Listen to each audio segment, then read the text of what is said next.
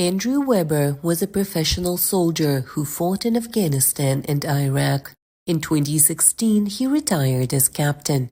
He got a law degree at Northwestern University in Chicago and started working as an international corporate lawyer. But when Russia invaded Ukraine, he decided to go there and fight for Ukraine. He was killed in July 2023 in the Donetsk region, aged 40. Andrew despised Vladimir Putin and that regime. He called it the regime.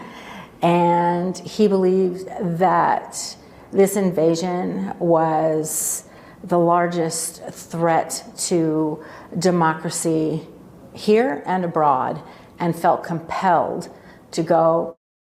Lance Lawrence was killed in Ukraine's Donetsk region as well. He was a 28-year-old machine gunner. Lawrence served in the U.S. Marine Corps for 3 years and received the Global War on Terrorism Service Medal and other awards.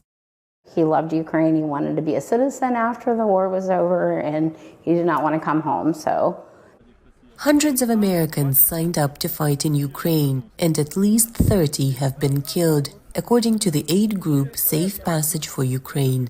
Others have been wounded and flew home to be treated, but plan to go back to fighting, including this soldier.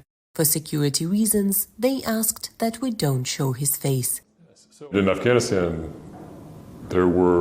we had air support, and there was a lot of logistics teams that were ready to jump in and give us everything we needed. And in Ukraine, so many people were doing so much more than we did in Afghanistan with a lot less. And it was very impressive. Today, these fighters are all members of a delegation that came to the U.S. Congress to urge lawmakers to continue their aid to Ukraine.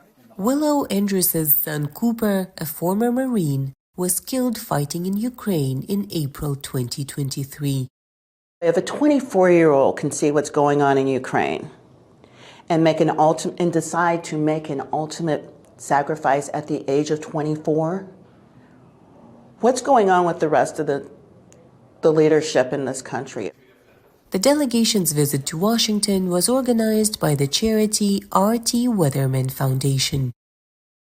We wanted to bring all these people together, first just to lean on each other and kind of create a sense of community for these people, just so they don't feel so isolated.